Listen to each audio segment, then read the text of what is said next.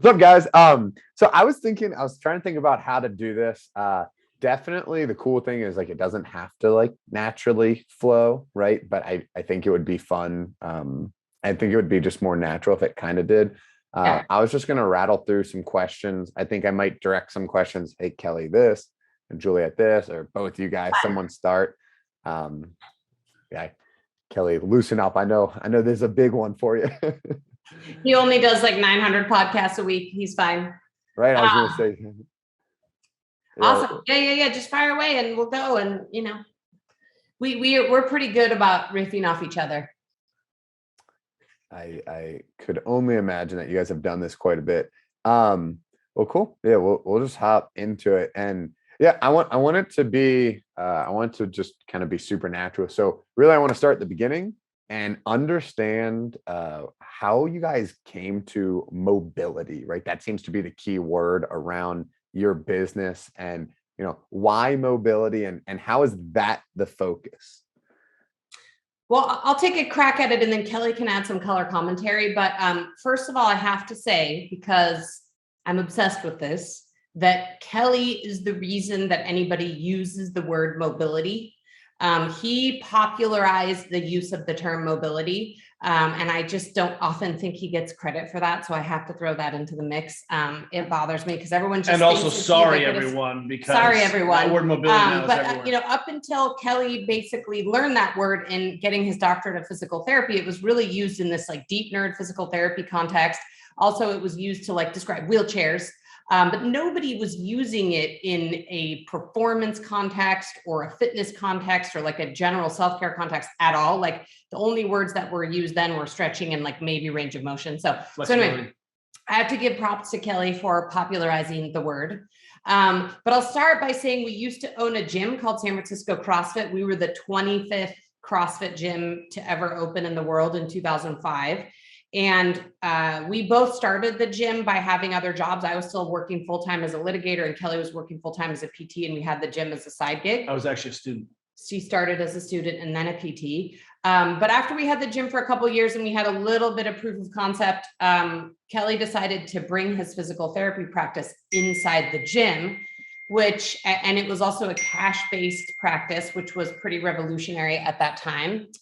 And what we started seeing in Kelly's practice is that he started seeing like the exact same 5 injuries all the time and sort of people coming to him with the same nagging problems.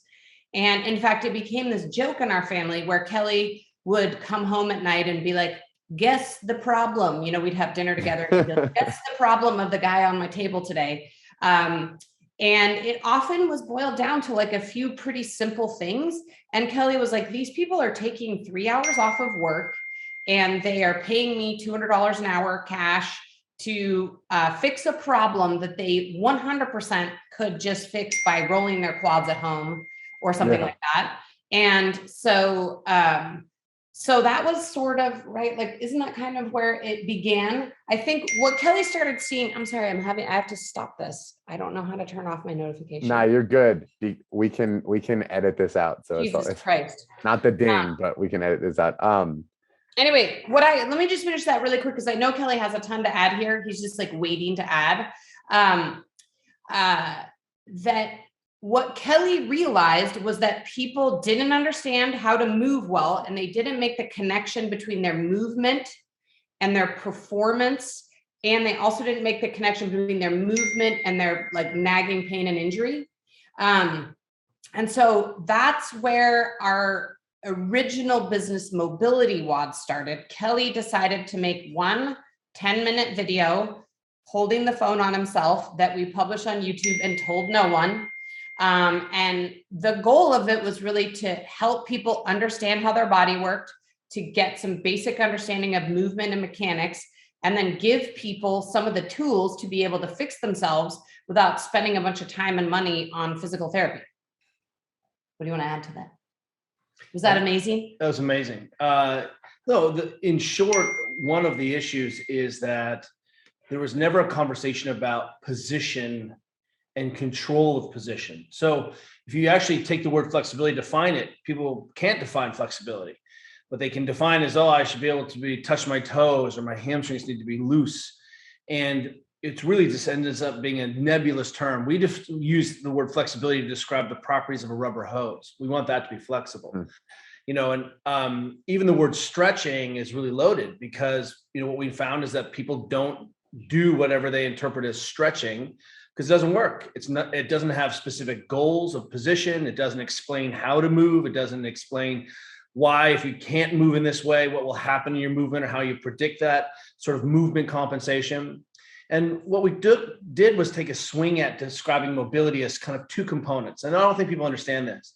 One is this: do you have the straight up tissues that allow you to express normative range, the range of motion that every human being should be able to have? Does normative mean normal? Is it like normative? practicable? It's like practicable. And the idea here is every physician on the planet, every physical therapist on the planet agrees you should be able to put your arm straight up over your head.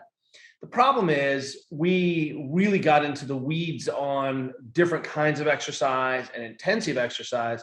But what we had was a lack of technique, and the technique is the second component to this. So do I have the ability to put my arms over my head? And then do I have the ability to control said motions with all of its rotation and stability built in? So mobility is about the ability to actually access a normative range, the tissues that through evolution and that you are supposed to have, that everyone has.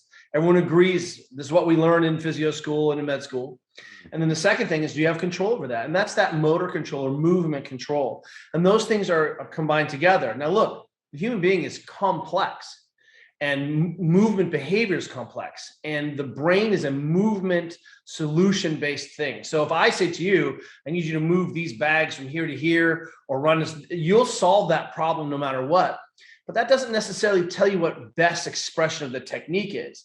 And because the human being is so durable, because we're so able to buffer less than perfect positions for a long, long time, sometimes we can't make the connection between, hey, I'm not being my most efficient, my most effective self, which is also how we win gold medals, with also, will I ever get injured in this position? And what oftentimes happens is that we divorce our experience of pain from any other thing, because look, I can be sleep deprived and super stressed and eat an inflammatory diet and have a previous injury and be easily sensitized and still move well, but be stiff.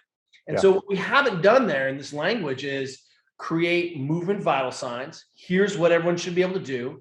And when we came into this world, everything was based on correlates. So like if the movement human language is, let's just say Spanish, then we were teaching classical Greek as ways of understanding that was the medical model. That's why athletes didn't understand.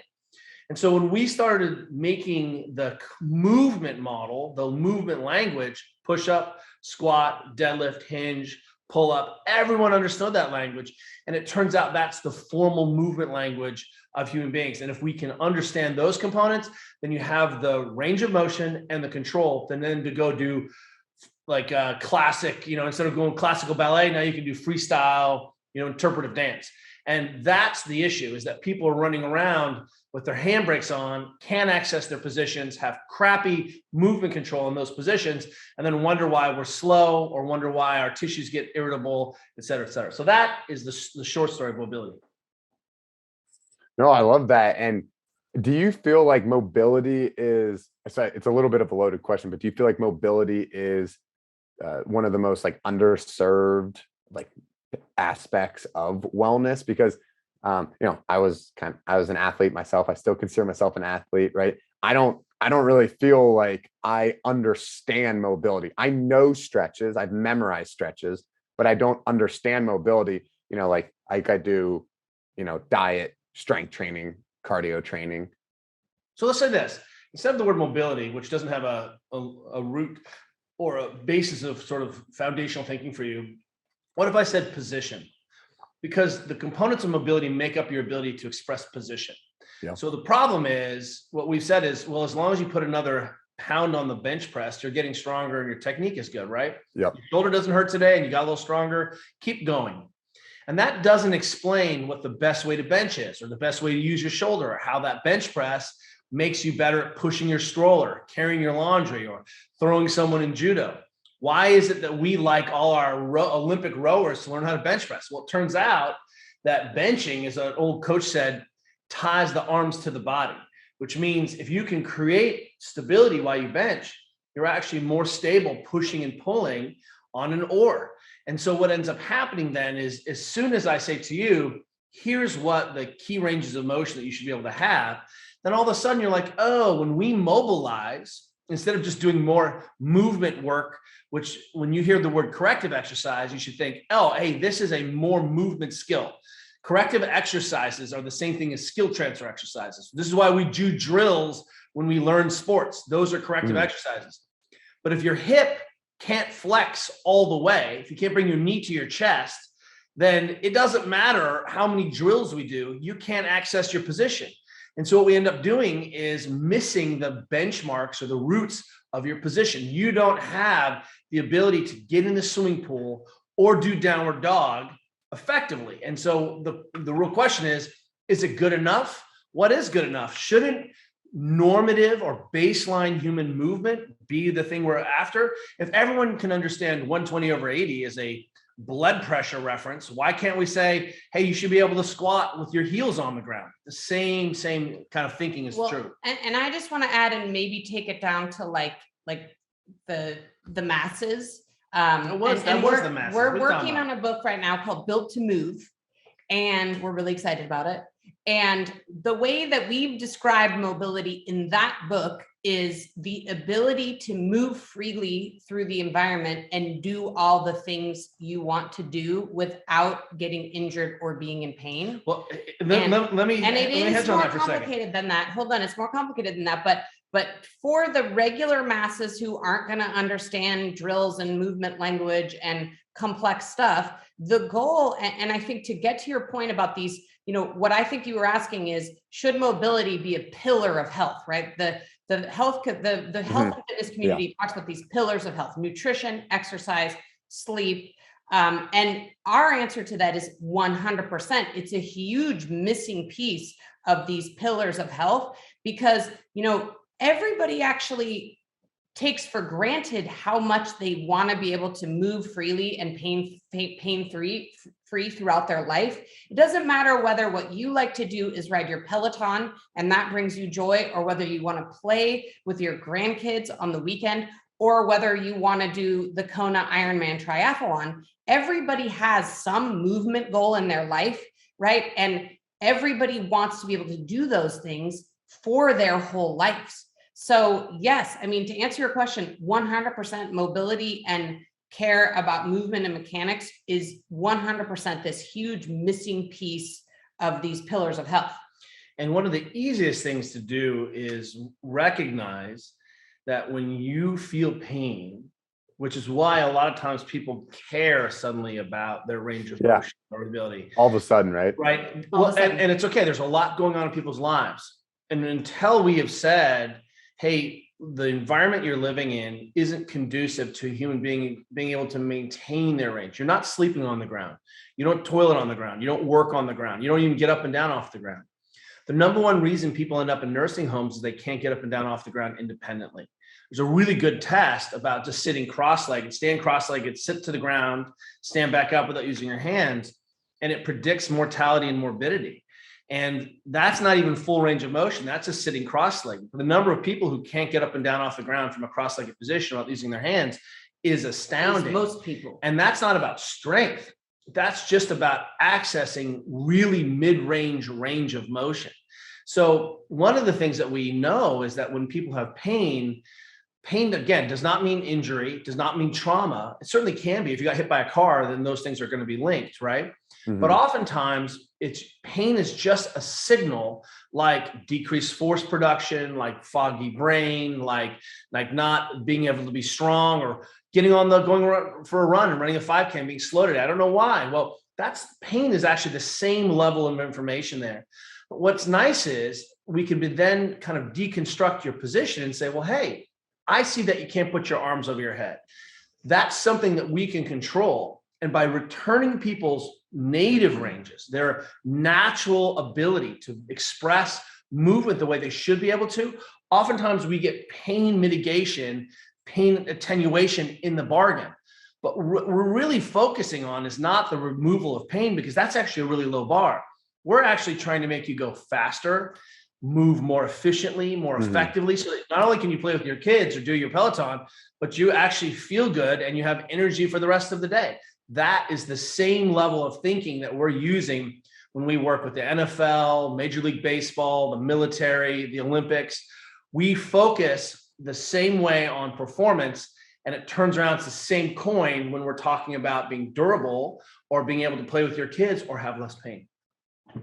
The other thing that I wanted to add to this that we've seen, and I think back to your original question about like, how did we start this and why do we care about mobility and why is it a thing, is that, on this pain front, we saw so many people in our physical therapy clinic who couldn't make the connection between some kind of catastrophic injury they had and their movement. We would have so many runners come in after they had a catastrophic ACL explosion or an Achilles tear, and they would be so confused. Like, I don't understand. Like, I've been running for 25 years. And just one day on my morning run, it was no different than any other run. And, the thing that people don't realize is, again, what Kelly said is the body is amazing, and its ability to adapt and manage your working in suboptimal mechanical positions is astounding. Like, the human body is amazing and complex, what it can do and how much sort of poor movement it can buffer. But it can buffer, if you're a runner and you take, a 5-mile run 5 times a week, and then you aggregate that over 25 years, and every single time you're stepping and then collapsing your arch. So maybe by the 500,000th step you take, your Achilles is like, okay, that was the last time that I can do it in that position, right? So you may not injure yourself with poor mechanics on your first, your second, your 10th, your 200th movement in a thank position. Goodness, that gives us a chance to learn a skill. Right. It gives you a chance to learn a skill. I don't have to be perfect. But you're at some point, your body may just say, okay, yeah, all right, I can no longer buffer these poor positions, right? So what we are always trying to do, which is a huge challenge for us, is to actually get people to care before they get injured. I mean, often people find us before they lose. Often people find us and find our work because they either aren't performing up to their capabilities in whatever sport or movement they're doing. And then more often it's because they're having nagging pain or injury. And then they realize they sort of have this like moment of satori, like, oh my God, actually, I can't do all this work and use this machine that is my body all the time and never put any input back into my body in the form of taking care of it. And a lot of that can literally be done like while you're sitting on the floor Netflixing at night. So it's like the other thing that we say to people is like, you do have time. Like, we're really busy. Like, one of the things, these messages that we're trying to get out to people is like, we're not like a lot of the fitness professionals that people see on Instagram that have our shirt off and we're spending 8 hours a day squatting and making videos of ourselves exercising. Like, that's not what we do. Like, we're parents, we're running a big, huge business. We've got employees, like most of the days, like we're hunched over in front of our computers, just like, working like normal people. And so we have to figure out how to fit these practices in on the periphery. And that's one of these messages that we're trying to get in, that it's like, what we've always said is, man, 10 minutes a day, like everybody has 10 minutes a day. Like, you're not busy. Everybody's on their phone on TikTok or watching Netflix or whatever they're doing. And that is the perfect time to put a little input into your body and actually like learn how your body works and how to get some slack on your stiff tissues. And, the downstream benefit of that is you'll be a better athlete. You'll be a faster runner. You'll be able to move more freely. You're less likely to have nagging pain and injury. You're going to live longer. You're going to be more durable when you're old. I mean, it really is like it reaps. I mean, besides sleep, which Kelly and I think of, if we could prioritize all these pillars of health, like to us, sleep is like the number one, like most important. Yep. It's in a different category, like of all these other pillars. But besides sleeping, like you got to put some input and care into your body. So an easy way to think about this is to say, hey, look, let's look at this body as a system, and no system works by itself. So when we do soft tissue work, maybe we're trying to improve how tissues are sliding and gliding. And maybe your muscles have trigger points, well documented, or they're overly stiff because you're an athlete, or maybe your joint tissues become stiff. So we can work on those things. Well, also it turns out you're not expressing good technique, and good technique allows you to lift more, run faster, and transfer skills from training to actual moving. Because if I just say get stronger, well, I can get you stronger with just a bunch of steroids and a machine, and we haven't even worked on your technique, right? So the idea is technique matters. So we've got these tissue components, we've got technique, but as Juliet just hinted out, the last component is your lifestyle. That we have to talk about your sleep and your stress and nutrition and hydration, and do you feel safe and loved if we're going to move well and move fast. And it turns out we learned all this because we work in sport. Because if I go to the most gnarly environments where people are putting their bodies through the hardest things, it turns out those are usually high performance environments. And we can take those lessons from high performance environments where we can't win a gold medal or a world championship unless we're taking care of the system, and we can apply them to the rest of us mere mortals. Let's start sleeping, eating, doing all the things that we know in lifestyle, a little soft tissue work. Let's move as well as we can today. And that's enough because you're durable as heck. Yeah. I mean, I love that. And, it's funny. I was just reading a book that talked about how everyone has their individual discipline that teaches them other life lessons, like you're talking about in a high performance environment. You guys both allude to something that's really exciting for me, right? As I said, I call myself an athlete. Let's call it a pseudo athlete. I have my dad, right? Might be someone who he's not really playing sports anymore, but he's starting to have trouble with things around the house, right? He complains about getting out of the car is difficult, things like that. So you also talked about like a quick 10-minute, mobility session, Juliet, for busy people. So it's clear that this needs to be something for everybody, right? Not just athletes, right? It needs to be something for everybody. What's a good way to get into mobility if you're just the everyday person? I know there's a lot of what ifs, right? What hurts or whatever, but what are some really good foundational, easy ways to do it for someone that has no knowledge?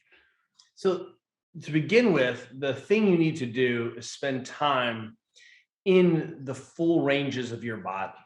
So an easy way to improve your hip range of motion, for example, and again, why should we care about hip range of motion? Because more hip range of motion or normative or baseline hip range of motion makes it easier for me to get out of my car, makes it easier for me to express the strength I have, and makes me feel less achy and sore.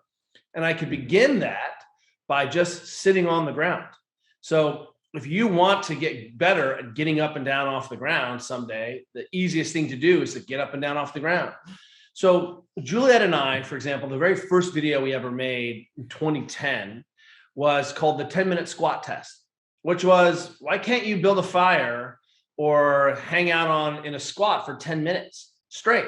And just like you would if we were, sitting around the beach and building a fire, we'd be sitting cross-legged, side saddle, squatting. And that test blew people's minds. That's like I'm saying, I want you to breathe for 10 minutes. You're like, whoa, I can't breathe for 10 minutes. This is crazy. Yeah. So one of the first orders of business is to do the thing instead of adding complexity and bands and rollers and voodoo floss and techniques and percussion. Let's just start spending time in the positions that we value. And a simple way to begin to incorporate range of motion drills into something you're already doing is to sit in front of your couch on the ground. And every time you feel like you need to fidget, change your position, sit side saddle, kneel, sit cross-legged. Yeah. And what the first order of business there is, we start to expose the tissues to end range positions. And more importantly, we tell the brain, this is something that's important and that I need you to pay attention to this. So we say that practice doesn't make perfect. Practice makes permanent. And so, the idea here is that we want people to practice positions and shapes. And that means as a typical working person living in our current environment, we may need to do some things. We're not really doing a lot of climbing in trees anymore, but turns out one of the best practices on the planet to maintain your ability to put your arms over your head and take a big breath and swim and do downward dog is hang from a pull-up bar. I don't even care if you can do a pull-up. Can you just put your arms overhead and begin to hang? So notice that the first thing that we're saying is, hey, instead of worrying about what supplement you need to take, let's start eating some food. Let's start doing some walking. So we can begin to really change the quality of your tissues by doing the things that everyone knows they need to do. And we can begin to expose your brain and expose your tissues to the range of motion that you need to do by doing things like sitting on the ground and being more movement curious during the day. Then you could layer on doing like a simple soft tissue practice. I think the other story that I'd like to tell, and I think as, if we're talking about as people age, one of the other things that we think is sort of included in this base camp of health is balance. And it's something that people don't think about often enough or practice. And obviously those who have a yoga practice probably get some great balance work in there. And, certain athletes are doing balance practice, but by and large, people aren't really thinking about balance. And when it's one of those things that people take for granted, right? As you age and you start to not balance. Yeah. And it's not until, people start to get into their like mid to late 60s and they're afraid to do something, or they fall. They're afraid to go downstairs. So the example that I will give is that I noticed in my mom's early 70s. And by the way, my mom is super fit, super healthy, lean. Like she's done most of the right things in her life. Trained in our gym for a decade. Like trained in our gym, lifts the weight. Like she's like checking so many of the boxes. But one box she didn't check was working on her balance. And so by her early 70s, she no longer felt comfortable riding a bike. So her world got a little smaller. So, if she, and she was never a big biker, but it's like, she can't go on vacation to Hawaii and rent a beach cruiser and ride a bike because she doesn't feel comfortable. Can I pause you guys right there for 1 second? Great story, Julia. And I love the addition, Kelly. You said the world got a little smaller. And I think this is how we can bring, what you guys are doing at the Ready State from high performance athletes and everyday athletes to everybody, right? People that all of a sudden can't golf anymore, can't bike anymore, can't go downstairs. So I love that analogy of the world getting smaller, right? People start to repress these things and not really, think about them.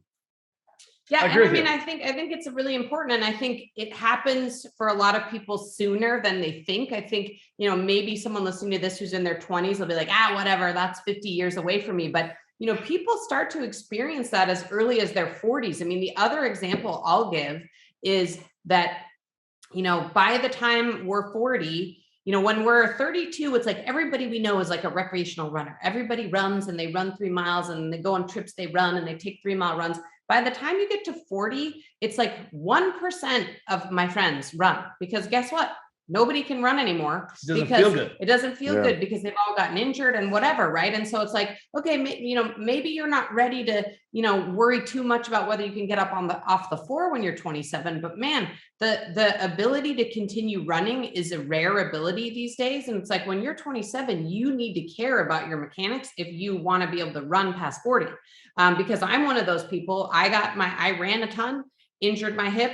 I can do a little bit of like 400-meter runs and stuff, but it really hurts for me to do long runs. So like that, my world got smaller in that way, because when I was young, I didn't focus on my mechanics. I didn't care about my movement quality and running, and I injured myself.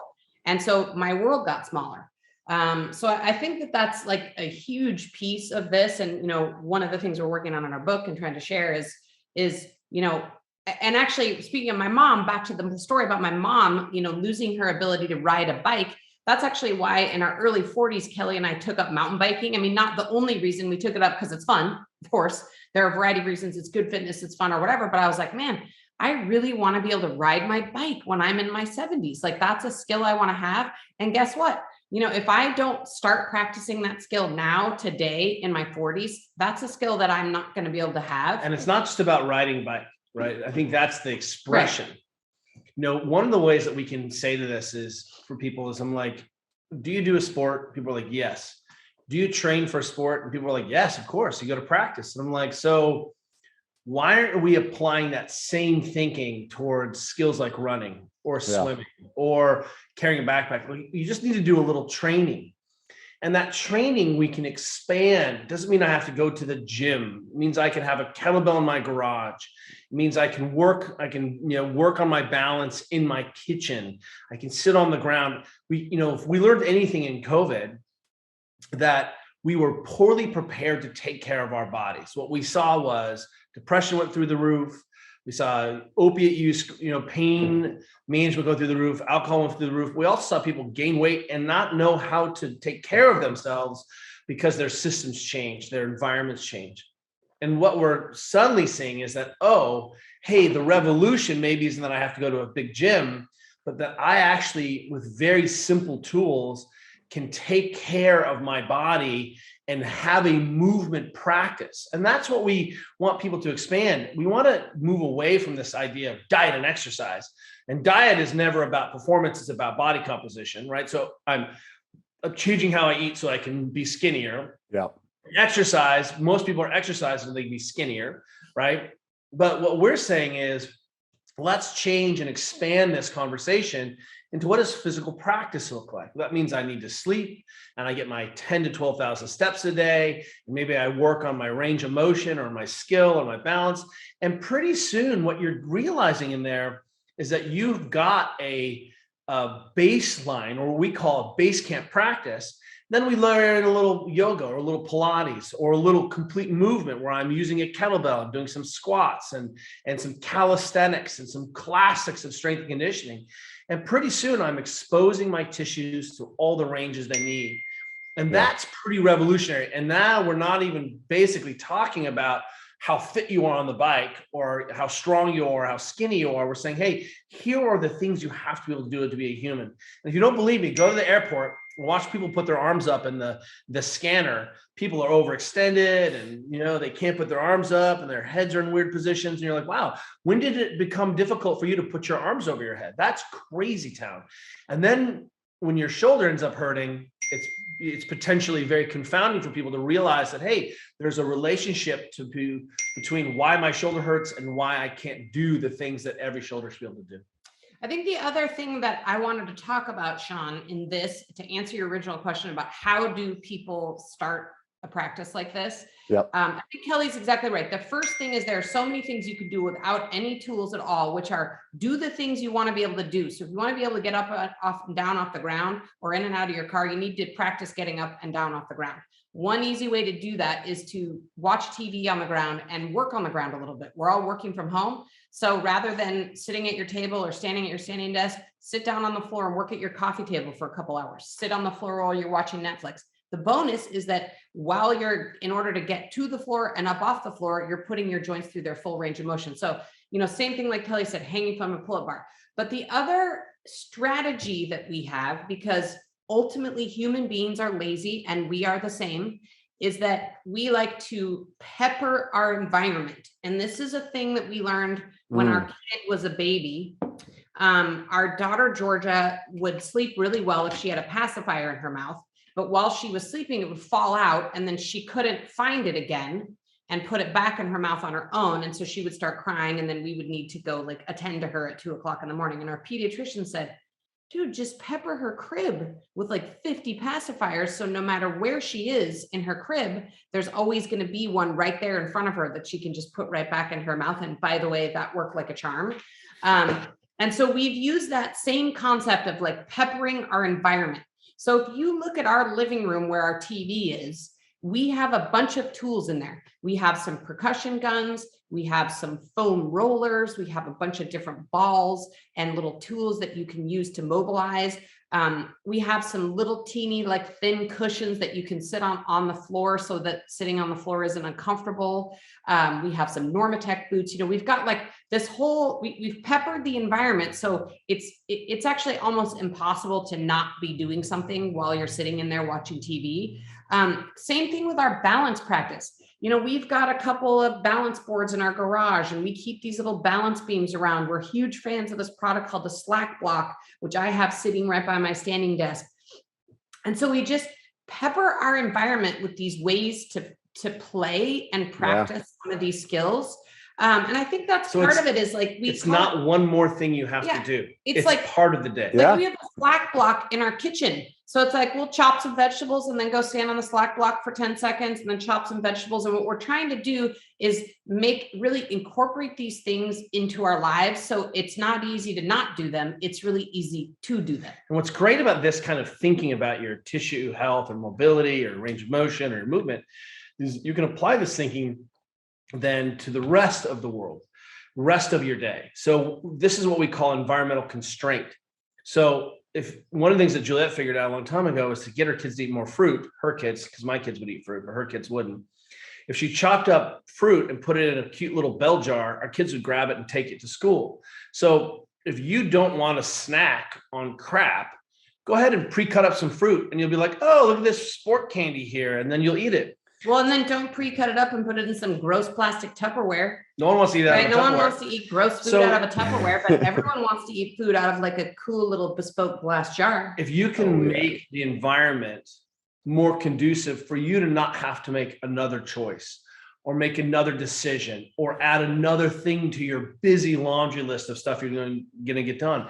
If I tell my CEO wife who's killing it, here's a checklist of things you need to do to have a perfect mobility practice, she'd be like, whatever. I don't got time for that. You're going to add that on. But if we can configure our brains to think, oh, how do I incorporate this so it's not one more heroic activity where I have to get the willpower together, then we really start to see these behaviors become sticky. And that is called adherence. And that is the thing we're obsessed with. How do we get people to do what they know and we know is best for them? Well, it means we need to go into the environment and say, where are the places where we can do this so that when it's time to go for a walk, you don't have to be thinking, I need to do this breathing practice and this walking practice, and I need to swim. You just go for a walk. Yeah, that's beautiful. I mean, you said, Juliet, that, humans are lazy. And it's funny, one thing that I did was I put water by my bedside. Yes. And, instead of waking up and trying to go downstairs and maybe getting a cup of coffee or something, that's the hard move. You're thirsty when you wake up. There's water right there. My laziness makes me drink water, right? You want to, we react to our environment. We always live in the subconscious. So I really, I guess relate to that right there. I want to ask a question. So now we're talking about mobility and trying to bring it into practical movements. And in preparing for this, I saw Kelly, someone called you one of the founding fathers of CrossFit.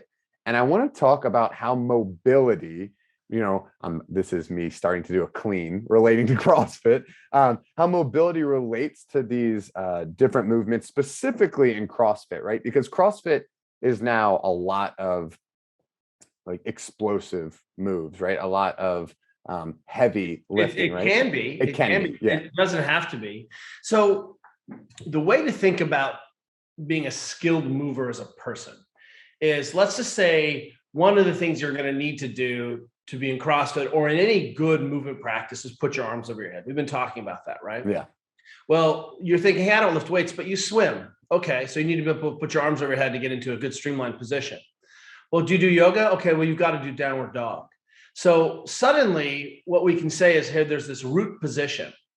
And now we're going to challenge your ability to get into that position. And we can do that classically with like a barbell where we make it heavier and heavier and heavier, where eventually we see technique start to falter. You start to make more movement errors. There's more variability in your movement. You're not practicing a skill. You're just moving, doing work. So at some point, and then the thing stops. So it's really easy for us to say, oh, the weight was too heavy. Well, there's more than one way to challenge that position instead of just putting a heavier weight on it. Yep. Suddenly can make you breathe hard and do that, and go to a hot yoga class. Let me know how that goes for you. You're suddenly breathing hard and panting and you're hot and you can't do downward dog very well. What happened? Well, I don't know. I thought I was really good at downward dog. Well, it turns out that wasn't a very stable skill. What happens when we add speed to that? What happens if instead of doing 5 reps, you had to do 10 reps or 15 reps? That's swimming. That's repetition, right? So all of a sudden, what we realize is that we have all of these ways to challenge your position. But now I'm like, okay, now I need you to hang on these rings. Now I need you to hang on this pull-up bar. Now I need you to go from overhead to an overhead position by pressing, but now I need you to go to overhead position by snatching. And then we're going to snatch a dumbbell and a kettlebell and a barbell. And suddenly, I'm like, we should flip upside down and challenge your handstand, which is another way of being overhead. And what we've done is said, hey, look at all these tools that we have to keep you entertained, to keep you challenging your ability to manage your position. But notice that CrossFit is rooted, for example, in all of these practices. But the foundational thing is putting your arm over your head. So if you go to a landmine press, I never have to put my arm over my head. I can still train. I can just press this dumbbell, or I go to a machine and I never have to expose balance and skill. And so the issue and the reason we put mobilization or mobility or ability to have range of motion that you can control first is that if you don't have that, it makes learning these skills and transference of these skills so difficult. And range of motion is not about age or power or cardio. Range of motion is the one aspect of your body that doesn't have to change as you age. We tend to see people get stiffer, but stiffer doesn't mean you still can't access your basic range of motion. So at what point do you stop being able to get off a toilet because your hips are too stiff or off the ground? You'll see that that's a ridiculous conversation. Human beings are able to move forever, but when you go into a class like a CrossFit class that suddenly says, hey, you're going to have to put your arms over your head, and we have 10,000 different ways to do that, it seems to me that a really simple way to make that easier is to be able to put your arms over your head. Well, and I think part of the reason the CrossFit community was one of the earliest adopters and why our work was so quickly adopted by the CrossFit community is there's almost no other practice besides CrossFit that asks people to get into all of these ranges of motion. I mean, there's 150 different movements you could potentially experience in any given CrossFit class. And a lot of them require you to be able to express full range of motion. So people learn often for the first time in their life when they go to a CrossFit class that they are lacking massive amounts of range of motion because they've never actually had to try to express that doing anything else in their life, because they've been working in these mid ranges on their Peloton or whatever it is they're doing. A CrossFit class, the first time people are like, oh my God, if I want to be able to perform any of the Olympic lifts, I need to have ankle range of motion and hip range of motion. Kettlebell, or swing a kettlebell. And so I think it's lack of range of motion and mobility is exposed immediately for people in CrossFit, and that gets people to care, right? And so, and have you ever been to a yoga class and got your butt kicked? Do you think you're not strong enough to do yoga, or is it your positions and control sucks? So it's, again, these movement practices which ask us to have access to our basic ranges and control there. That's really the thing. It's funny you say that because, again, trying to relate it to my own experience as, someone who's not high level athlete, but tries to take it seriously. I would do the same thing. Like my girlfriend would be, hey, let's go into a yoga class, right? I'm like, I stretch, I play basketball. I can lift weights. They get you into like a position that's uncomfortable, like you're talking about. And it was a hot yoga class, of course, your breath is going. I start shaking and I'm like, wait. We're like 20 seconds into this position. I know I could do 70 straight push-ups. Why am I shaking? Right. And, you start to realize it's because you're like fighting against your own body there because I don't have that mobility. That's right. And, ultimately you have to be able to do three things with your tissues. You have to be able to absorb force. That's like lowering into a squat. I have to be able to stop. That's called an isometric. That's just pausing and have control there. And then I have to be able to go concentrically. I have to be able to generate force, like standing up from a squat.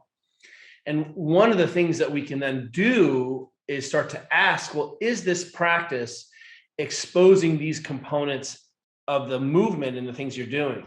So yoga is really good at what? A lot of isometrics. They do a ton of, let's hold this position. Let's make sure you can breathe in this position. And they do an amazing job there. Is there a lot of pulling in yoga? Oh, there's no pulling in yoga. So you're never challenging these shapes. Are you moving a huge load in yoga? No. So what we find suddenly is that people are trying to use yoga to solve all of these movement problems. And yoga was never set out to be that thing, right? And so suddenly what we can, Juliet and I are like, look, if you're taking your shoulder into extension some ways, that's fine. There's so many ways. And that means like the bottom position of a push-up. There's so many ways to do that. That's chaturanga in yoga. But if you're engaged in a practice that doesn't ever expose your shoulder to come back, like doing a dip or a push-up, you have a hole in the things that you should be able to do with your body. And by the way, that's how you take your arm out of the water when you swim. So there's a ton of that valuable motion that we need to expose people to in their movement practice. So Juliet and I have strong feelings about, hey, we think you should be able to deadlift. You should be able to pick something up heavy off the ground. You should be able to do a pull-up. You should be able to do a few push-ups.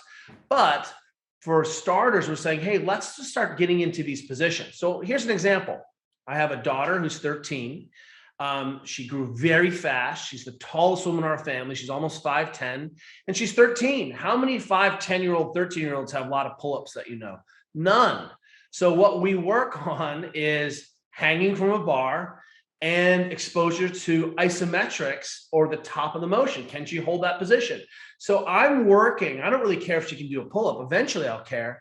But right now I'm starting to expose her to the start position and finish position of the pull-up.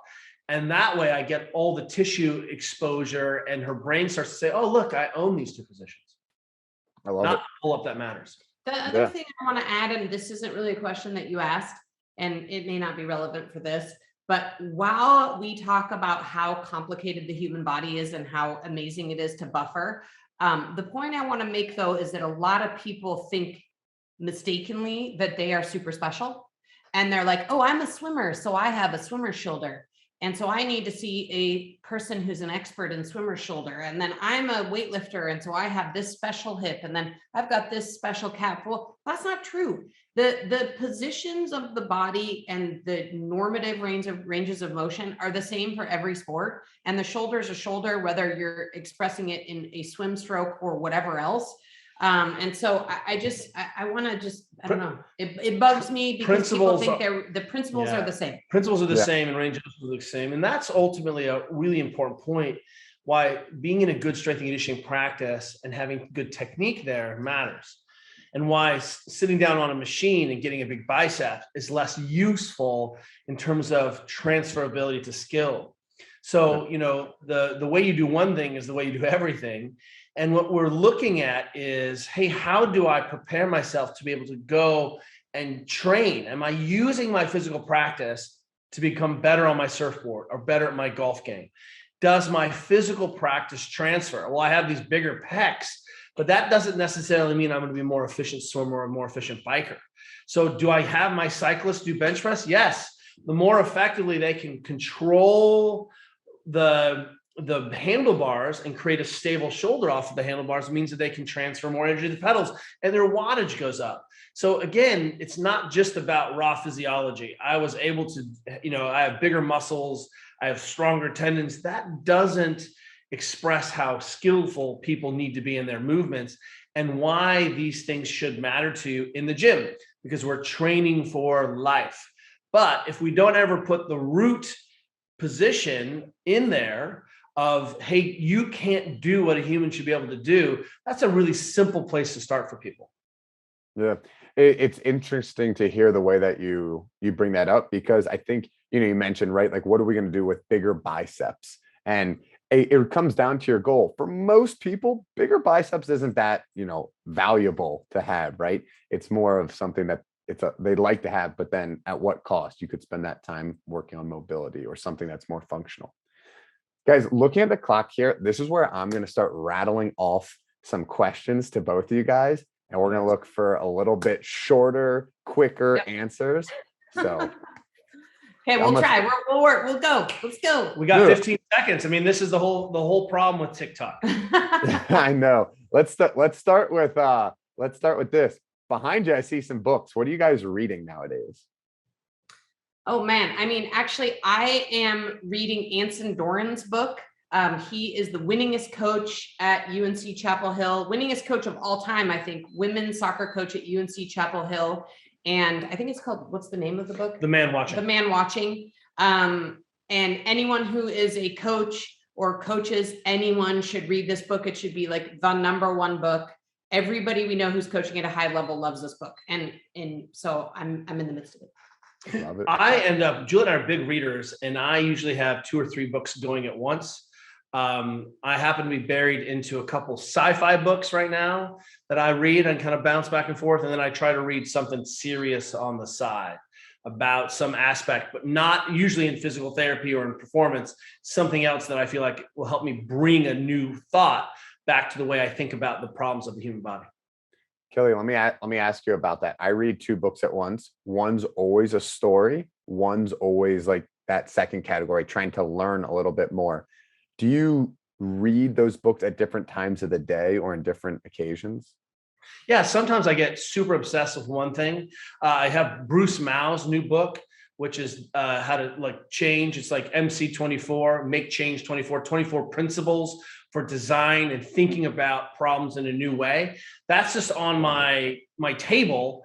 And I will read a couple pages, and then I actually need time to think about it, integrate, and think differently about the problem.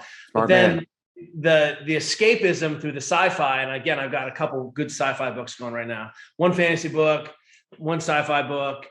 Reading is total escapism and wonderful for me. But one is always a vacation from the other, and depending on what I want to do or how nerdy I'm feeling, I'll go one to the other. Love it. Yeah, I generally end my workday with like an educational book, and at night I have to pick up the story. Because if I'm reading something that like I need to contemplate after, it doesn't always connect for me. Now, this is a fun question. I'm gonna direct at you first, Kelly. Why a supple leopard? Supple Leopard came about for a couple of reasons. One of my favorite movies is Gallipoli with Mel Gibson. And early on, it's this young kid who's training, and he's the promise of a generation. He's a 100-meter runner. And his uncle says to him, as his coach says, what are your legs? He's like, steel springs. He's like, how fast are you going to run? He's like, fast as a leopard. And I love that. That really hung in my head. And the second thing is I had a friend who was a Navy SEAL who was injured and was coming back. And he's like, Kelly, the leopard never stretches. And I was like, we know that's true. But one is that you're not a leopard. And two, you don't have full access to your physiology instantaneously. So one of the magics of this kind of leopard as our totem animal is that leopard can attack and defend at full physical capacity at a moment's notice. It doesn't have to activate its glutes or warm up. Doesn't have to eat it just is its full thing and has access to all its potential. So some of what we're trying to do with that language of supple leopard is say, hey, look, I want you to be able to have full capacity, full actuality of your person without having to do a bunch of silliness. Why are we walking around at 50% of our ability when you should be able to enjoy being a human being, which is pretty extraordinary? So that's the idea. Awesome. And you said enjoy being a human being. Kind of going back to what we were talking about, like, do you in the beginning when we were talking about that, if you can't bike, right, your world shrinks. Is that something that people come to you as a problem, or is that one of those things that you're trying to highlight more of, that like, hey, you don't necessarily have to be in pain. You could just be avoiding certain things because, you don't have access to it. Well, we actually see that people don't make that decision for different reasons. Hey, I've stopped running or swimming. I'm swimming less, or I'm picking something up more. Or, hey, I've started to ride my bike more because running doesn't feel good. And so the world is getting smaller on them in small motions, not like, hey, I stopped going to the gym because that doesn't feel good, right?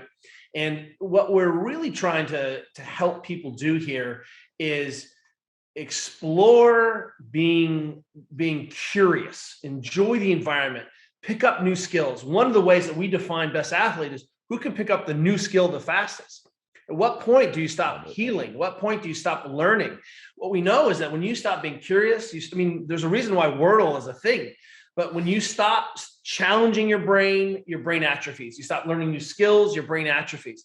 So let's look at movement skill and movement curiosity as just a different kind of behavior, like my reading or cognition. It's just a different aspect.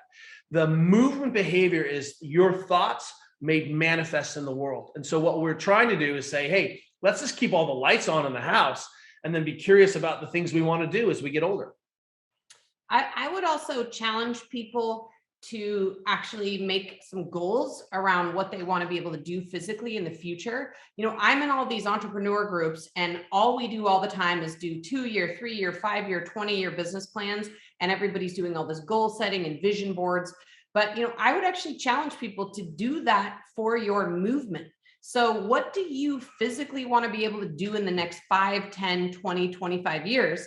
And how are you backfilling your life to be able to do those things? So if you want to be able to continue running when you're 50, what are you doing right now at 27 to make sure you're still going to be able to do that?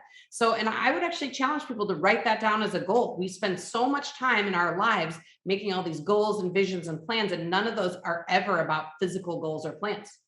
Yeah. Yeah. And I love how you said, write it down. I think when you write something down, it becomes so much more real. Don't just think about it. Yeah. All right. You guys clearly do a ton every day and in your lives. I'm hearing that you're in entrepreneur groups and that you actually are caring for yourselves and being parents, all this fun stuff. Each of you, whoever wants to go first, one grounding habit that just makes you feel, like Juliet, and makes you feel like Kelly, like something that you can't live without, that you kind of want to spread. Sleep. For me, when we really protect sleep, it has ripples throughout the whole day. We feel like we want to train. We're more durable. We can go harder in the paint. But sleep doesn't begin when I lay down in bed. Sleep actually begins in the morning. Am I getting full sun exposure? Do I move during the day so I accumulate enough non-exercise activity so I feel sleepy?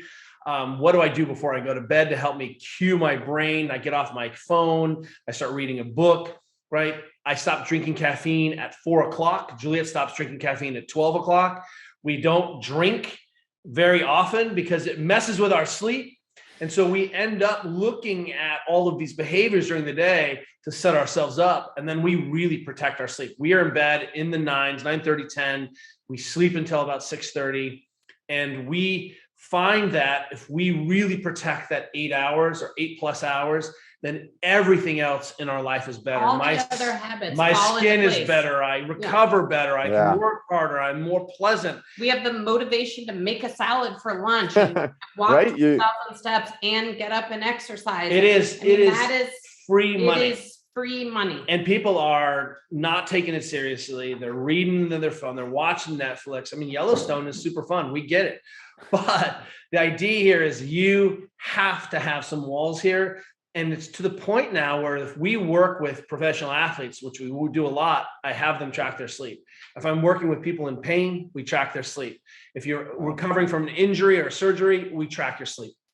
Before we hop to Julia, let me ask you a question about that, Kelly, because right, I'm an entrepreneur. I try to work out twice a day, try to read books, trying to do as much as I can, right?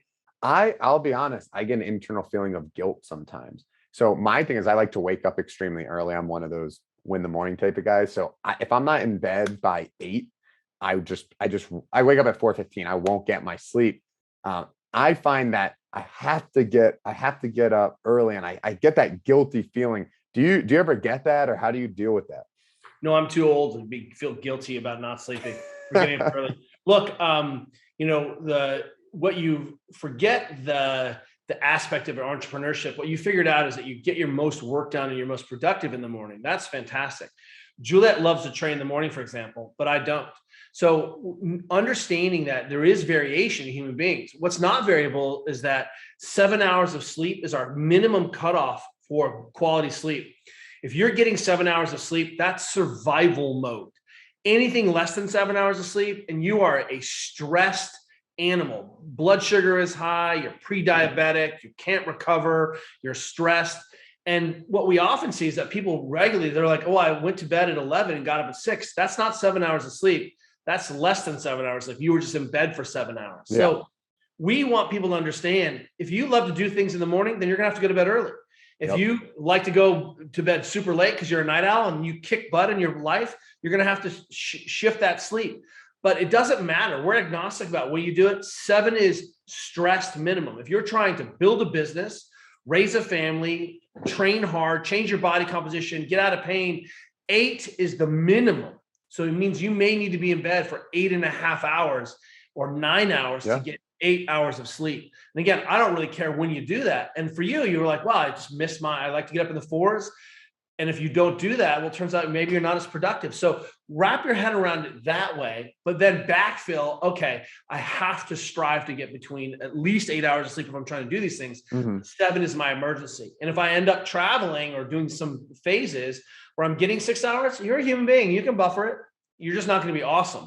But just understand that the second you get there, you have to get back to that 7 or 8 hours. And I just would like to be snarky for a second, but I do think that there's been a lot of this external like pressure almost put on people who are in the entrepreneur community by other entrepreneurs, because all everybody talks about on their podcast is their morning routine.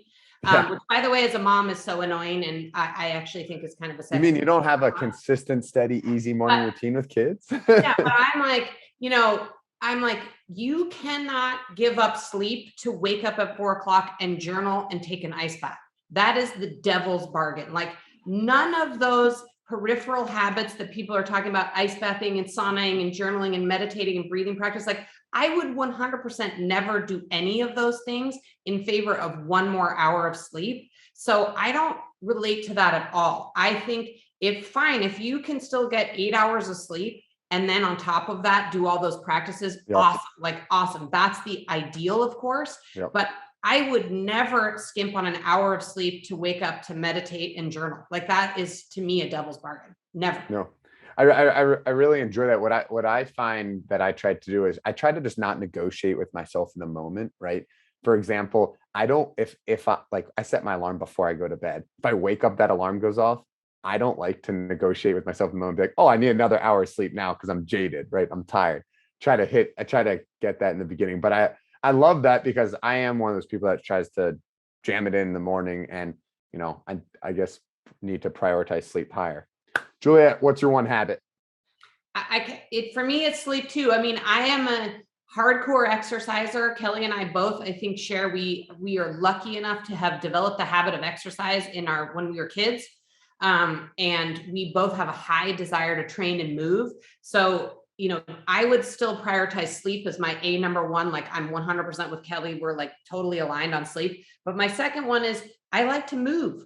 I always want to be moving, walking, training, exercising. You track your steps. I track my steps. What I wanted, when Kelly and I know that we're on vacation, it's because we've actually been able to exercise 2 times in a day. Usually what we like to do is an activity and then exercise. So we'll like ski and work out or mountain bike and work out. But for us, that's actually what being on vacation means, is actually to be able to move more than we normally can in our normal life. So we're not like sitting on the beach. That's not how we like to vacation. Like, we know that we're in our happy place when we can train twice.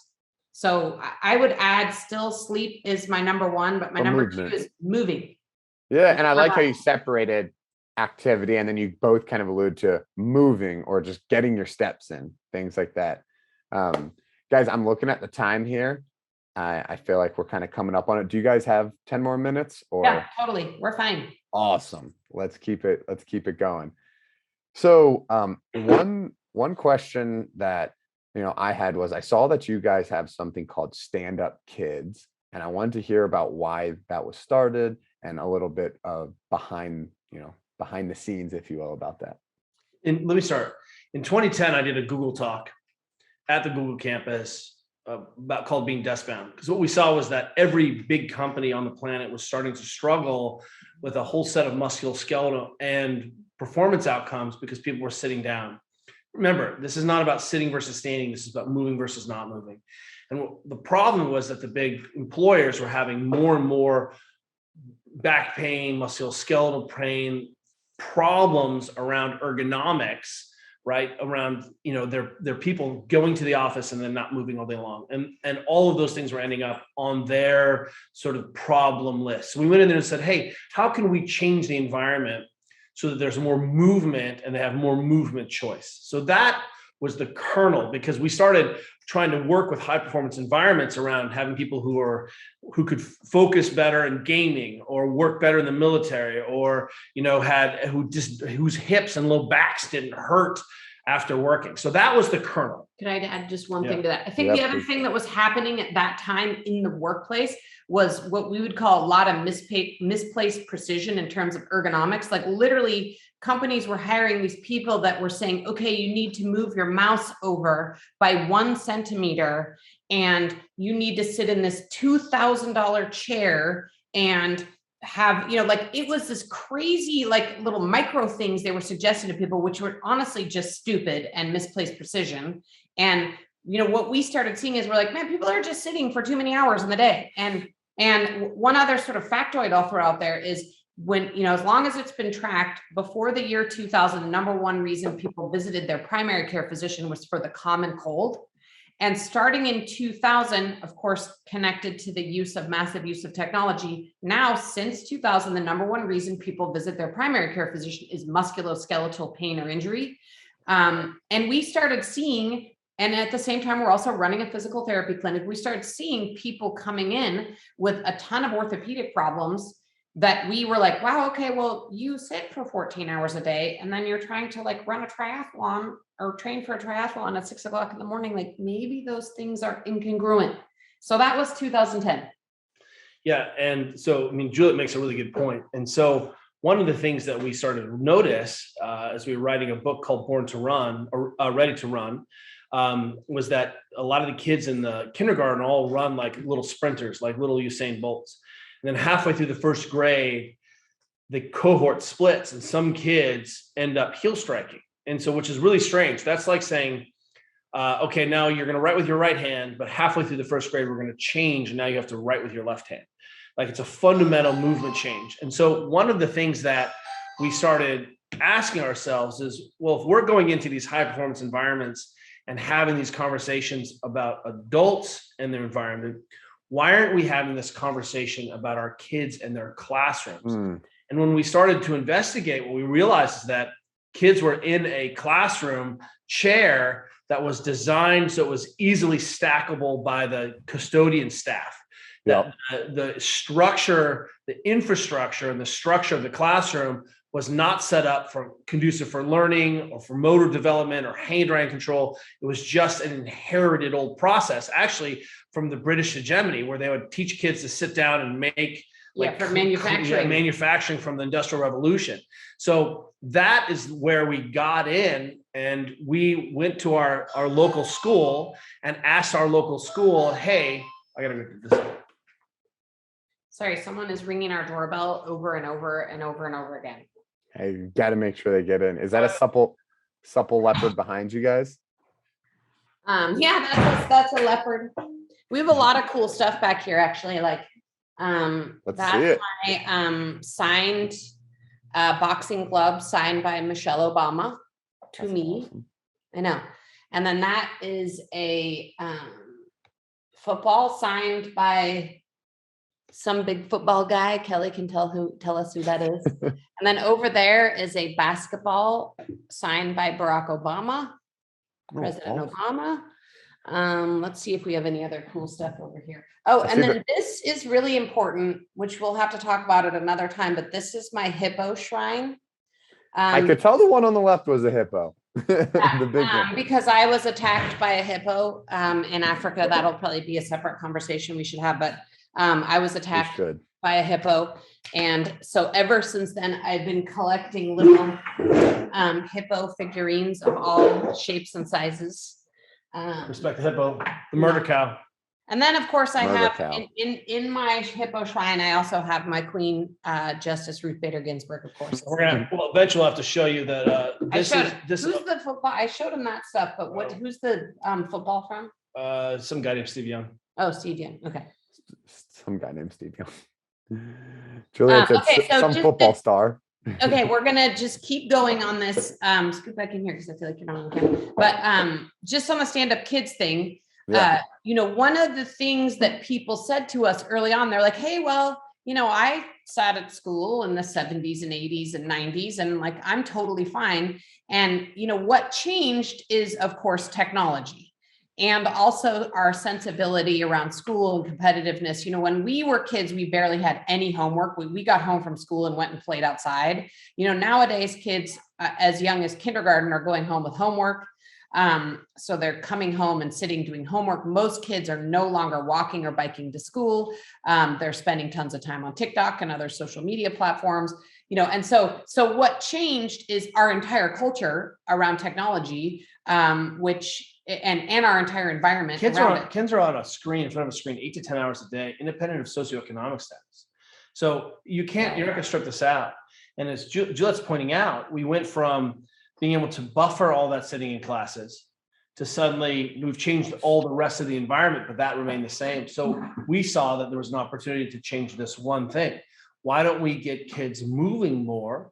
Because the data suggests that sitting more than 6 hours a day actually makes you fall into a sedentary lifestyle behavior. Well, if you were only sitting 6 hours a day at school, that's fine. But suddenly you're not just sitting 6 hours a day, you're sitting all these other aspects. Yep. So it turns out kids who have ADHD need to move. That sounds reasonable. Let's give them a chance to move. Turns out every kid learns better when they have more movement choice and movement fidgeting. So what we went in to our local classroom and went to our principal and said, hey, we have this idea. We'd like to run this experiment. Are you down? She was like, no problem. And we were ready to go to battle. We converted our daughter's classroom, and then we converted another classroom. And then the next year, we created the first all-moving school in the world. So we had 500 kids. Not a single one was at a sedentary desk. We had stools if they needed. They all could fidget and move. They could sit on the ground. We weren't making little robot aliens. We were creating a room that could be easily configured, that the desk was actually individually standardized for the child, so that all the children weren't sitting at the same desk, at the same height, same chair. And all of a sudden, guess what? They did better. The test scores were better. We had fewer discipline issues. Kids didn't mind going to school. They didn't fall asleep. And that rolled on. And that was really where Juliet was said, okay, I need to codify this and create stand-up kids. And I would like to make this really clear point, because this is where people still, they're like, well, I went online and I read an article that standing is bad. And what I want to clarify is that Kelly and I aren't fans of standing desks for kids or adults in and of themselves for any reason other than this earlier point that we discussed, which is human beings are naturally lazy. And we have found that if we constrain our environment by making our workstations a standing workstation, we just plain move more throughout the day. So the reason that we're fans of the standing desk is we think standing desks create a gateway for more movement throughout the day, not because we're like, go stand like a statue for 8 hours. If you were to follow me around with a camera all day, every day, you would see how super dynamic. I stand for a lot of the day. I perch on a stool. I prefer to take interviews like this while I'm sitting in a chair. So, Kelly and I sit on the floor and work at our coffee table. So what we're trying to do is have it look really dynamic and involve a ton of movement all day. And so what we like about standing desks is not standing like a statue for 10 hours so that your back and feet hurt and kill you. What we like is creating super dynamic workstations. But we found that if your base workstation is a standing workstation, you move way more throughout the day. Childhood obesity is continuing to be a big scourge. We're still seeing that we have sort of unchecked growth in this category of childhood obesity. And the research is that kids add usually about 1 BMI percentage point every year starting in elementary school. The research is also showing out of Texas A&M and the work by Mark Bendon that if you have a child giving that child a movement choice, by giving them a sit to stand desk or a stand desk where they can sit on the ground, they actually reduce their body mass index by a point. So if you run that over 2 years, what you see is that some kids have gone up 2 points and the other kids have gone down 2 points. And that's a spread of 4 body mass index points by doing nothing, by not having a teacher, a PE, not talking about nutrition, taking sodas out of school. All we did was change the environment. And it seems like we have a possibility of reversing this trend of obesity and diabetes in the United States. That's a revolution. I'm behind it. I mean, that sounds awesome, guys. And that's a great way to wrap this up here, bringing in everything you do and making a legacy impact. So I love it. And thank you guys so much for joining and taking the time here. Thank you, Sean.